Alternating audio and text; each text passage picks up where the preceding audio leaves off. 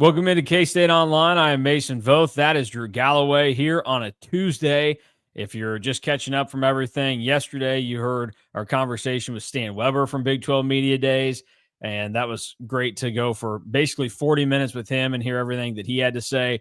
Wyatt Thompson, Matt Berry from last week that you still were probably getting to, and a handful of other things from our coverage there. Not officially done with it, though. We are going to talk to Avery Johnson at some point this week. I don't know if that'll run this week or if we'll save it for next week, but at some point in the near future, we're going to get to talk to him since Mr. Popularity was a hot commodity down in Frisco. Today, we're going to get back to talking about football, though, and this stems from, I think, a couple of different things that I've brought up, and one of them ended up being kind of discussing the K-State football schedule, because Phil Steele, Mr. Whatever himself, who is a fraud because he has K-State and Arizona State not finishing inside the top three in the conference this year. So I'm not going to say that I boycotted his magazine this year, Drew, because I did still get it, but it did. I don't know if Phil will like this. It did drive me to buy an Athlon this year because I took a little peek in Barnes & Noble. I said, oh, they know ball, K-State and Arizona State in the Big 12 title game. So Phil still got my business, but he also made me give Athlon my business. I got a Phil Steele too, and the magazine always is like, it truly is like 136 media guides for every single team. It's like you really get to really dive into a lot of teams. But then like you dive in a little bit more on the K-State side. Like I texted you because I got mine on Sunday. He says that K-State plays Iowa like 3 times. Hey, well, he's abbreviating, He's tight on space. He's got to get in his 50-word write-up on what happened in the 2021 season. Yeah, but like that is more of like what bothered me than his actual like picks for the Big 12, because like honestly I don't really care where anybody really picks for the Big 12. Well, I do if you're wrong. Yeah, if you're wrong, then sure. But like what bothered me was like he said like verbatim, I think 3 times, K-State plays in Ireland in week 0. That's always tough. But you don't really feel the effects until week 2 when K-State plays rival Iowa. And I was like, when did that become number 1 on the schedule, number 2 a rivalry game? And then like I double back and I'm like, okay, what does he say about Iowa State? He doesn't mention once that Iowa State plays Iowa week 2 after playing in Ireland week 0, but does 3 times for K-State. That just bothered me. Yeah. Phil, great work. I still got it because I thought that his research and his depth charts and getting an idea of everybody that's on the team is far superior, but it didn't tell me what I wanted to read. And really, at the end of the day, I'm not reading these because I care about everybody else. I want to see what's going on there. Although I have used the Phil Steele to help kind of determine what teams I want to rebuild in college football 26. Well, that's helpful. That reminds me of the time that I was in 7th grade. We went on a mission trip to Reelfoot, Tennessee is the location that we were at. And there was like a little thrift store in this area. And so we were helping on like our last day in Reelfoot. We were going through, and there was a book in this thrift store that was about every NASCAR track out there. So like it's telling you the banking, all these different things, all these little facts, and giving you some insight. And I was like, I had just gotten it was 2011. So the when NASCAR games rebooted, because 09 was the last one that EA made, and then somebody else took it over in 2011. And my brothers and I, we loved playing the NASCAR games growing up. And so I was like, oh, I'm going to get this. I'm just going to go back and take all this information and dominate in this game. And then you get in and you're like, well, okay, I now know the banking of Bristol Motor Speedway, but how is that going to help me win this virtual race? Because it doesn't matter. It does not matter. But I was trying really hard, and I gave it a good look. Anyways, the topic of Phil Steele, I saw this because On3 put out a story yesterday talking about Phil's 50 toughest schedules in college football this upcoming season. I'm sure you can probably guess, Drew, that the top 10 is loaded with teams from the SEC and the Big Ten. In fact, there are only, let's see here, 2 teams that are not in the Big Ten or SEC that made Phil Steele's toughest schedules. Do you have any guesses who they are?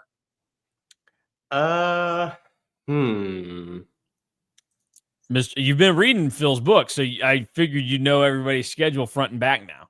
Is one?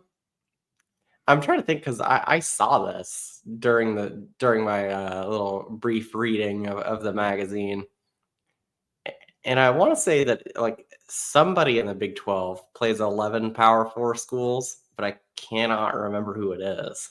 Well, Baylor plays Yes 11 because we know that they they play 11 because we know that they play Auburn and SMU this year. No, the Big 12 school closest to the top 10 was TCU at number 11. It is at number 10 Stanford out of the ACC. So there you go. 4 of the teams in this top 10 have Notre Dame on their schedule, and one of those would also then be Syracuse at number 5 because the Orange, they start their season against Tennessee. They also face Notre Dame, and they got the toughest tasks that the ACC could hand out because of the Notre Dame scheduling agreement, but also they play Clemson, SMU, and Miami.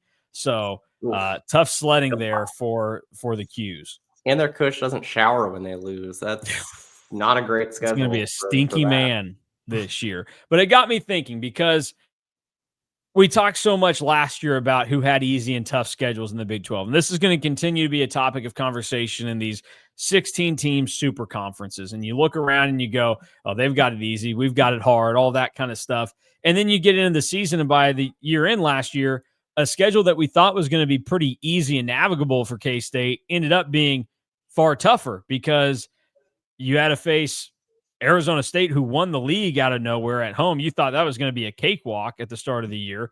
You look at Colorado. That was also one that you go, okay, yeah, you're fortunate to get Colorado. You think that they're going to be terrible and everything. And you can kind of go down. Too. Yeah, BYU, that road trip to BYU was no joke. So, and one of the tougher games that people picked out to start the year was the game against Arizona on Friday night, and that turned out to be one of K-State's easiest. So it's really tough to do in this era now. But with that said, Drew, we're going to do it because, like Phil, this is about giving people the opportunity to see if we're smart or idiots. And most of the time, it's just pure dumb luck for everybody involved. So the exercise today, we have to give our 4 toughest games on K-State's schedule and our 2 easiest games on the schedule, not including North Dakota, the FCS opponent. Figured that was probably a given.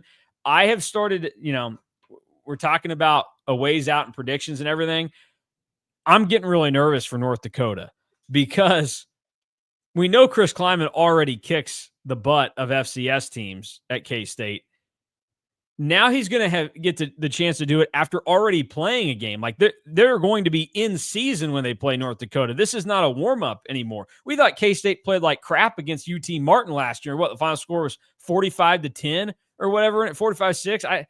They still killed them. They put up a lot of points, and North Dakota's probably going to get smacked. I bet K-State's going to put up 60 in that game. I'm not going to go that far, but there's a world where K-State comes out and just blitzes them. 56.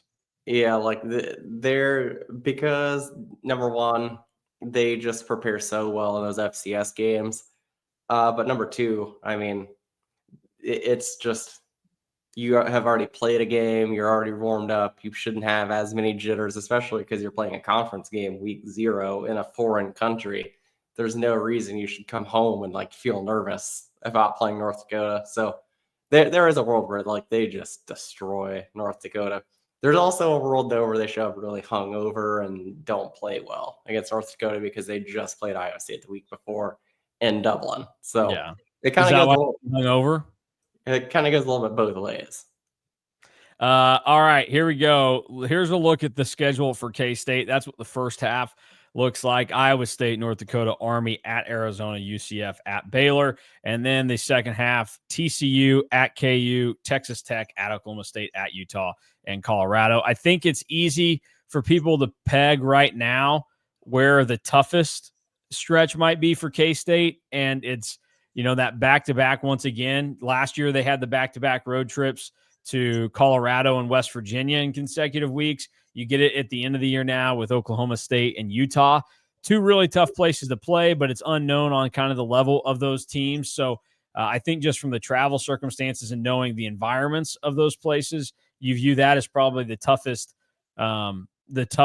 like stretch. And it also comes on the heels of, back-to-back weeks having to play at KU and then Texas Tech. Like, those are probably going to be two of the teams that I would say have the highest motivation level and put the most weight into their game against you this year, because that's going to be a pivotal game for Tech in trying to prove that they are legitimate contenders going on the road and winning in Manhattan. We know Texas Tech has not had a lot of success against K-State lately, and we know that KU has had even less success lately, and they probably feel like the last two have slipped right through their fingers. So that 4-game stretch, which will end up being, I guess, games 8, 9, 10, and 11, that's going to probably be the most significant portion of the year. But what are your 4 toughest games on the schedule this year, Drew?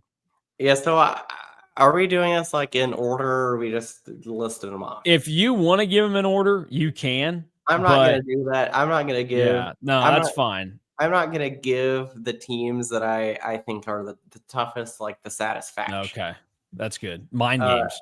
So the 4 that I have as the toughest are Iowa State and Dublin, going to Baylor, playing at home against Texas Tech, and then at Utah. The game in Dublin, like, we've talked about this game literally since it was announced. Just get a tough game because you're playing week 0 in a foreign country against our rivals team that has won, I believe, 4 of the last 5 against you. Took away a home game against them to play in Dublin. You're breaking in a lot of new faces on defense week 0 in a foreign country against a team that is supposed to be pretty solid. Now, I do think that Iowa State might be a tad overrated to begin the season, but that's a different story. Baylor, tricky spot because it's kind of like a game where we'll know a lot about Baylor before this game on, like, where it ranks as, like, the toughest games. There's a chance that this is probably the one that doesn't age well out of the 4 games that I picked. Because Baylor, like we talked about, plays SMU and Auburn in the non-con. Like, there's a chance that Baylor comes into this game already with 2 losses. So because of that, like, that game probably might not mean, like, as much or look as, like, tough going in, but it will be just coming off of I believe they only play 1 conference game beforehand. So kind of like a slate wiper if they've already lost those 2 games, or they're undefeated, and that game means a ton. Texas Tech, best team that money can buy, as some Big 12 coaches put it while we were in Arlington. Off the record with David Ubben. By the way, fascinating article. You can tell which one Chris Kleiman said, but I want to know what the other 15 coaches, who they were on their quotes. Yeah, we might have to try and play a game and assess them. Like how when you'd be in school and be like, you'd have to draw the line to Yeah, who, that. I think we may have to do that with the coaches. A little who said what. Mm-hmm. But Texas Tech, they're the most talented team in the conference if you go by, like, the blue chip ratio and all that jazz. K-State does own Texas Tech of recent, which is very odd. That one is more weird to me than KU, because KU, like, there has been some really, really bad KU teams. Like, Texas Tech has never been, like, so bad that, like, it's like a guaranteed win. But K-State has always, like, found a way to beat Texas Tech. They'll be motivated. It should be a rocking environment because the hope is that both teams are really, really good, and that game is just insane. And then the other game that I have that on here that will it age well is at Utah. Utah, I think, is the biggest wild card of anybody in this conference right now. new quarterback transferred Devin Dampier from New Mexico, was Mountain West Player of the Year last year. He was a stud at New Mexico. If you listen to me on Bosco's Boys with Scott, obviously, and then Chef Andre Napier doing our college football road trip, we, of course, got a little bit sidetracked when we talked about some teams. And I brought up, because we all went to a Utah game, but I brought up, like, what if Dampier is just as bad as Daquan Finn was at Baylor? I was going to say, yeah, unfortunately, that's the comp for Devin Dampier right now. Yeah, like, what if Dampier is just as bad as Daquan Finn was? And Utah has, like, nobody else. Like, Baylor had Sawyer Robertson come in, but, like, we have seen what Utah has behind because, their last quarterback was made of glass. So we all got to see that all happen, and they don't really have anything else. But if Dampier doesn't live up to expectations, that defense and I think that offensive line are both going to be very, very, very good. But can they survive in the Big 12 if Dampier isn't very good and they're only scoring like 14 to 17 points a game? I don't know. But also, as much as I hate to say it, because Utah fans just drive me insane on Twitter and social media about how much they don't like the Big 12. Rice Eccles is a very tough place to play, and it gets very loud there, even when the team sucks. So that part of the road trip makes it tough. My honorable mention, and it's funny because this is an honorable mention for me on both easiest game and toughest game, is at Oklahoma State. Should be one of the easier ones because there's a chance that Oklahoma State just flat sucks again. Yeah. Like they have, I think, a way worse chance of being good than Utah does. But, K-State has only beat Oklahoma State in Stillwater twice in our lifetime. Yeah, that's crazy to think about. And especially when there's been, some close calls and some, I don't know. There's been some not good Oklahoma State teams that are like just mid that have beaten pretty good K-State teams in Stillwater. Yeah. Yeah, that's just I think that this schedule has been built upon a lot of reasons to get yourself psyched out for things that don't pertain to the actual football teams K-State's going to play. Iowa State. K-State is a better football team than Iowa State right now. But it's week 0. You gave up a home game. You feel like Matt Campbell's the boogeyman a little bit right now.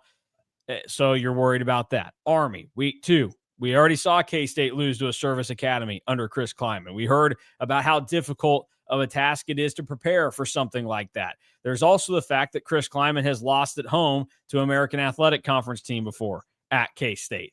So you're psyched about that. And then, you got to go west. You're going to have a late night kick Friday night at Arizona. K-State obviously saw last year how tough it is to go and play in those late night starts against schools out west with the loss to BYU. It piled up on them. Now, they did have the experience. They did beat Colorado in that same circumstance, and that game actually kicked off later than the one in Provo. But also, the only time that K-State has played on the road in a weeknight under Chris Klieman, they lost. And that's what I was going to get to. But you also can go back a year before that, and they lost on a Friday night at Oklahoma State. So I think that's why people would throw that in there. Week 6, Baylor, that's legit. They've got a great quarterback. They are predicted to be one of the 5 teams towards the top of the league. So, of course, that's going to be difficult. Week 7, same type of deal. I think, it's a little bit more hype than actual substance with TCU. That's great. Josh Hoover can throw for 7,000 yards in one game, and he's going to attempt to throw it 75 times. Who's he throwing to other than Joseph Manjack, who, hey, that's a guy I liked at Houston, but maybe put some gloves on. Also, are they going to play any sort of defense this year? Exactly. Yeah, that's the thing. It doesn't seem likely. And at Kansas, that's one that it's building. Obviously, the last 2 years have not been the most enjoyable to watch if you're a K-State fan, but K-State's better than KU. This KU team on paper should be worse than the one that just played last year. And I would say this, if you're somebody that freaks out about, what happened last year, okay, number one, I'll say this again. If you thought that Avery Johnson played bad last season, boy, you're in for a real treat this year because he's only going to get better than that. And if that was his poor version last season, K-State's going to be just fine at quarterback. Also, that was when K-State was already on their downturn. They lost to Houston a week later from that point. And a week after that is when KU started their ascent and their reemergence. So K-State already playing at their worst and making the mistakes we saw cost them against Houston and Arizona State and Iowa State, they still found a way to beat Kansas. And Kansas, who is starting to play at their best, still couldn't beat K-State in that setting. So I think that game was also closer to being a runaway if Avery Johnson doesn't fumble on air. Just set the ball down on the ground for that game was very close to being a runaway. And so I think that's one where it's going to be a great environment for that game. Like those fans are going to be jazzed. Like it's going to be all about it. But you know, that's one I think the hype is there. Texas Tech, same type of deal where great, awesome. It's fun to hear that Texas Tech's going to win 10 games this year. When are they actually going to do it? You know, high school Joey is probably going to he doesn't even know that you can play 10 games. He thinks you're playing a high school schedule. They quit after the first go, or maybe they start late, depending on how you look at it. Texas Tech could be really good, but it's just not a certainty. It's at home, even though I screwed up and I wrote Lubbock on there. And then at Oklahoma State, yeah, whatever, Utah. I think this entire schedule has been built on a lot of fake fear or people just assuming that the worst is going to happen. And I think Drew, I think you were falling victim to it because you talked about maybe Oklahoma State or Arizona should be on these tough games. You have already basically conceded that K-State's losing that game on Friday night in Tucson. I think it's a lot of just fake panic or you're psyching yourself out. And it's like, dude, you're going to be fine. It's like when you're 10 years old and you're walking in to get a shot at the doctor. You know it's coming. You're dreading it. You're like, oh my gosh, it's 2 days away. It's 1 day away. I got to go in 2 hours. This is going to be terrible. You're in the waiting room. You're freaking out on the inside. You go in. You're like, oh no. Boom, you're done. It happened. You're fine. You live. You move on. That's K-State. They've got a bunch of little shots in the arm that they're about to get, and they're going to handle it A-okay. Well, what do you got as your 4? My 4 toughest games this year: Iowa State, Baylor, Utah, Texas Tech. So we went through all that just to still have the same. Yes, but I had to pick 4 games. You know, I couldn't just be like, well, I'm only picking 1 here. The circumstances of the Ireland game, I think regardless of who they're playing, I do think that is a little bit trickier. I'm not factoring Iowa State into the equation for why that game is tricky though. Like that's where people lose me on the Ireland thing. If you want to say it's dumb to give up a home game, it's dumb to go play this week 0 game because you don't know how it could affect the team. Okay, that's fine. Those would be the reasons why I would listen to this and why I think it could happen because K-State's better than Iowa State this year. And Iowa State has a lot more to get figured out in the early going of their season than K-State does. Baylor, to me, that is your toughest game of the season. You're going to go on the road. It's going to be early enough in the year because this is the thing with some of these other teams that you're going to face that might be good. You might get them at a time where like their hope is already dashed and it's game over for them. Like it doesn't matter to them anymore at this point.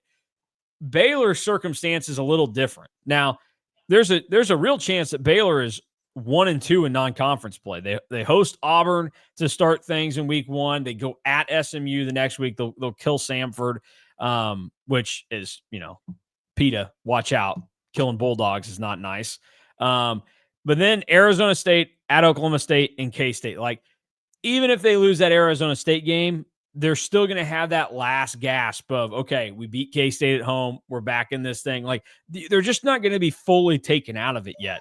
And so that's going to be significant because, we were there 3 years ago, I guess it was now, when Baylor still had a mathematical chance in like avenue to play in the Big 12 title game. And K-State showed up down there, night game, blackout, weakest blackout sellout that I've ever seen. And K-State just, with their backup quarterback, smacked them.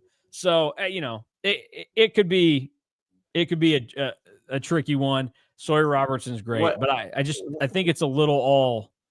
I don't know. I mean, we've both talked about this now. What intrigues me about that Baylor game is what is their mindset if they're coming into that game 2-3? Yeah. Like if Baylor is coming into that 2-3, have they already kind of given up? Well, that's where you just start looking around and telling yourself new season and see how that works out. There's a basketball team that tried using that. Didn't work out very well for them either. Utah, they have to be on there for the setting that you're going to play in, the travel circumstances of that game, and because there is a legitimate route to them being good. Like Devin Dampier could hit it. He could be the guy that we thought that Daquan Finn might be for Baylor last year and come in because, I give Utah a lot of crap for what happened last season, but at the end of the day, you look around and go, they were in a decent amount of the games that they played, and the difference probably could have been not having terrible quarterbacks, I would say. You look around and you go, Rising was hurt, and Zach Wilson's little brother's terrible. The other two kids were terrible that played, but like they lost by a field goal to Iowa State. They were in that game at Colorado. They just had a terrible quarterback. They could have beaten BYU last year. And they held TCU to 13 points. Like we talked, yeah, they probably should have scored 40 against TCU like everybody else did, but they held TCU to 13. Like the defense was still really good last year for Utah. They gave up 0, 12, 21, 19, 23, 27, 13, 17, 22, 49. There's your outlier, 31 and 14. Like there's a real world where Utah, and I don't expect it to be like at a high level. But they probably deserve the at least respect of there's some upside there that can make that a really, really tough game. And then Texas Tech, like it's a lack of picking games that I think makes sense to throw into this category. Like Colorado's not going to be as good. Oklahoma State, I think, is still going to be terrible. KU's not going to be as talented as they were last year. Maybe they're a win or so better, but that should not impact how K-State plays against them. TCU, I don't buy it at all. That's where I go. I'll go first on my easiest games, Drew, because I've kind of alluded to it already. My easiest, Oklahoma State, because I think they will be terrible. And I think that's just going to be like a sleepy, like 11 a.m., 2:30 type kickoff in Stillwater. It's going to get done. K-State's got to win there every once in a while. It's going to make sense this year because you think like Chris Kleiman is in this situation where in the 2022 season to win a Big 12 title, there were some boxes that K-State needed to check to try and get over the hump. And there always seems to be this on the road to trying to win a Big 12 title. So think back to like 2019 basketball. That team had a few things that they wanted to accomplish that year. They wanted to beat Kansas for the first time. They did that. They wanted to win on the road in Morgantown. They did that. Like they kind of kept stacking these things that they hadn't done, and they were finally able to get over the hump and do. And the same thing in 2022. Like, after back-to-back seasons with disappointing losses to Iowa State, you kind of had to prove that you could go win that game. They won on the road at Iowa State. It's all about kind of avenging and bouncing back and showing you can handle these things. And I think that's where K-State's going to set up this year with Oklahoma State. Like that's one that Chris Kleiman really wants. In 2022, they beat Oklahoma State finally. It was Kleiman getting over the hump against them. Now it's can you win in Stillwater? And I think that's going to be a box to check. And then, Drew, what if I told you there was a team on K-State's schedule that the Wildcats had not lost to in the last 16 tries? I mean, that is a legitimate thing. It's basically a given that K-State's going to win that game. Even when they fart around for 45 minutes in the last two games, and they do everything they can to try and help them out and say, please make this a game. Please make this interesting for us. And then they still can't capitalize on that. So, yes, Kansas is the other easy game on here because K-State always beats KU. I respect both those picks, but I am one that I stay away from anything in Stillwater. because it's not just like a football thing. That's the weirdest part of Stillwater's whole aura against K-State. I don't know. I saw Bruce Weber show up down there and beat the crap out of Oklahoma State most of the time before he had bad players on his team. Yeah, but like Jerome Tang has struggled there. Well, K-State baseball hasn't won a series in Stillwater in like 50 years, I think, is what they said after Oklahoma State beat them again this year in Stillwater in the series. Like K-State women's basketball got destroyed in Stillwater earlier or this past year. So it Stillwater, just weird vibes. You'll never see me pick that. I respect the KU pick, because if I really wanted to go for it and stick it to them, I also would make that call. But mine, I'm gonna go with one of them as UCF. Like yeah, they're terrible. I They're the think real answer here. I think there's a real chance they're like really, really bad. Like, fascinating, because if we do our draft again of like what we think of teams going into the year, the race for the bottom between like UCF, West Virginia, and maybe even somebody like Cincinnati is going to be and Oklahoma State even. UCF has a fascinating schedule to start the year. Like UCF could be very, very bad. And then I don't like the circumstances with it, but like if you're just going off of what they have, that game at Arizona on the Friday night, I think like that should be a win for K-State. So like that is my second game. Don't necessarily feel great about it. Well, yeah, that's why I'm surprised that you're putting it on there, because you said before we started doing this that you thought they were going to lose that game. It is just a schedule circumstance thing of like, this could be trouble because you're playing, it'll be K-State's fourth game and in 3 weeks of the season, and playing a Friday night game on the road. Friday night road teams typically don't play well. And it's not just a K-State thing or a Big 12 thing, it's a national thing. But if they were going to pull off a win on a Friday night, like Arizona would be the team that I'd want to play. And then also, like, you got the bye week coming up right after the game at Arizona. Will be wild that a quarter of K-State's regular season is done. Yeah. After week 3. By the way, now I'm looking at UCF's schedule. Like, it truly will be like the race to the bottom, because they play every single team that might suck. Yeah, it's not a hard schedule for them. It's just that they might be really bad. And Like, Scott Frost, yeah. Like they even get to play BYU, who now might suck. And we thought that they were the regression candidate coming into the year, and now like they might really regress. Yeah, UCF is one of the real answers that you have to put on there, because they're going to be bad. That's one, they show up, you're going to be fine. You're coming off of a bye. You're going to have time to rest up and kind of recuperate. So I assume that you're taking KU off of your answers, or off of your answer then. No, I'm just adding UCF onto my list and putting them ahead of those two teams. Like I hinted at, my honorable mention for easiest game is just the same as the hardest game, at Oklahoma State. Okay. Wild card. That's your wild card game right there. It could be, well, see, here's the thing. It is kind of like the wild card game, because I think that we all expected K-State to just roll Oklahoma State in 23 when they came in. And it did not go that way at all. Well, maybe what I should have had you do, instead of the exercise that we just completed, I should have had you give me a category for all 12 games of the season. You got your wild card game at Oklahoma State you're talking about. Whatever you wanted to find for all Sounds like these. We got a show idea for sometime this week or next. Well, we'll tuck that away. We'll hit schedules back later on and everything. Good time to remind people, though, that the game that Drew thinks K-State also is going to lose, the Aer Lingus College Football Classic. Hang on. You had me do a pick like 2 months out, and I picked K-State to win.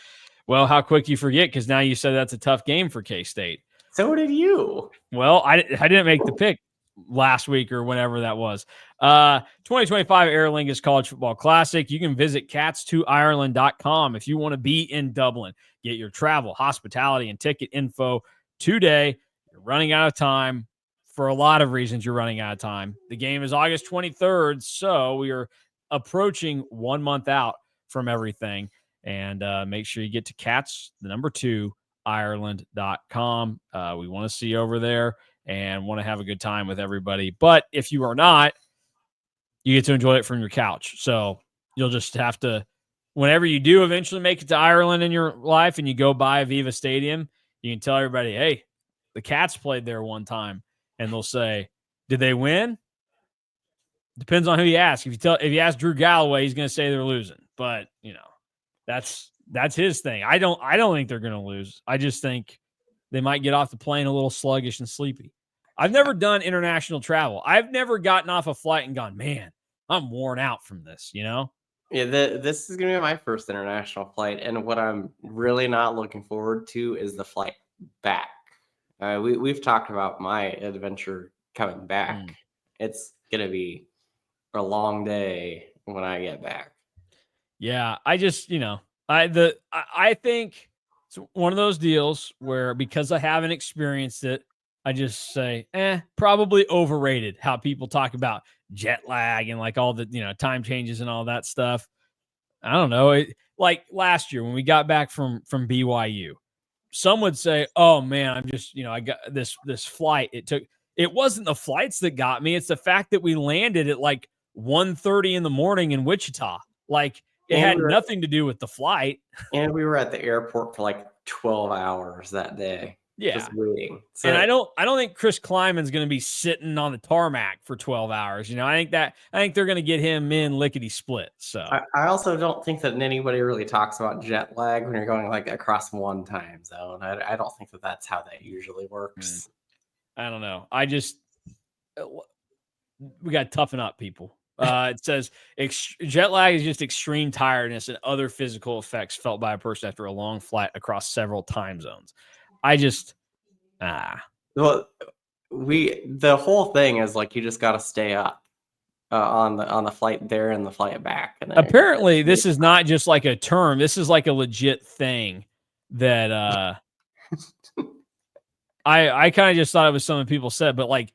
You've got the Mayo Clinic and Cleveland Clinic doing stuff on it, and it's more than 1,000 U.S. cases per year. Bruce was onto something when he blamed jet lag, however many years ago that was now. And they just never rebounded. Yeah, they never recovered from their games in November. Where they actually, like, that was their best 3-game stretch of the season, pretty much. Yeah. So that's my favorite thing to look back on and think from that experience is, oh, you guys were so downtrodden from playing your best basketball of the year. Golly, those teams, wildly frustrating to me. Nah, I'm with you. Yeah, I mean, look, you showed up down there.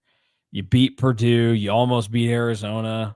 The Pitt game, they did play like crap against Pitt. I guess I should have. I forget about that one because I just remember how well they played the first two. And I'm well aware that they crapped the bed against Long Beach State on their way out there, which we talk about stupid scheduling in this day and age. Bruce, why? What was the point of that? Yeah, playing at Long Beach on the way to Maui was a choice. Yeah, you're already going to play 3 games down there. I mean, that was just horrific. Hey, but then Bruce went and conquered the island a few years later in the Diamond Head Classic. So, or actually, no, that was before that. Yeah, that was Bruce's first year. Yeah, because I remember that there was the game where Rodney Magruder looked like he was going to be out for a while, but came back in. Yeah, let's see. So that would have been his first year that they played down there, right? Or was that his second? No, it had to have been his first. Had to be his first year because Rodney played, or it was before Bruce's time. Maybe it was before Bruce's time. Maybe it was Frank's last year. That doesn't feel right, though. Well, are you looking it up? I'm confused now, Drew. I'm confused. I have to look it up. People, you can shut this off if you want to. It was 2011. Oh, It was like Frank's last year or somewhere in there. okay, so 11, 12 was the Yeah. year. Uh-huh. Huh. Wow. Yeah, you just things you don't remember. Yeah, sure enough. For some reason I thought it was Bruce, but there you go. All right, well, exactly what we always knew. Frank better than Bruce, as some would talk about. Yeah, boy, what a loaded field that was that K-State played down there. Southern Illinois, UTEP, and Long Beach State. Well, they lose to Long Beach State in a few years after this, so Yeah, it was a well, precursor. that was It also Casper Ware was on that team down there. it also doesn't help, like looking at this Diamond Head Classic field, like you had Xavier in the field who was ranked, they lost to Long Beach State. You had Clemson in the field, they lost to UTEP. You had Really? Auburn in the field, they lost to Long Beach State. Like that doesn't help. Wow, that is a dream scenario if you're just showing up and wanting to bring home a trophy. Wow, that's not great. What a season 2011, 2012 was for K-State. By the way, Auburn in that Long Beach State game scored 43 points. Tough to do. That's tough to do. They're jet lagged. Jet lag for sure. All right, that'll do it for us today. We will get out of here and we will talk more K-State with you all tomorrow. I guess tomorrow's Wednesday. We'll actually probably do a recruiting show tomorrow because we got a fresh drop of recruiting rankings yesterday, thanks in part to the Rivals and On3 merger taking place. So now there is only 3 sets of rankings. So industry rankings have changed, and then also the Rivals rankings that you have to focus on now, with a couple new 4-stars added to K-State's class, which as a whole made a significant jump with the update in the rankings, which I believe Drew told you all about when we've talked about this throughout, I don't know, weeks upon weeks upon weeks. So we'll have that. We'll do some other things throughout the week. And then Friday, KSO Classic, K-State, Syracuse, 1997 Fiesta Bowl. So that's what's on the horizon. If you want more from K-State Online, you can go to On3, find KSO. You can join, get your first week for just $1 to get the most extensive coverage of K-State and college sports, and now all the recruiting that you need with Rivals. So for Drew Galloway, I'm Mason Voth. We're out of here. Thanks for watching and listening.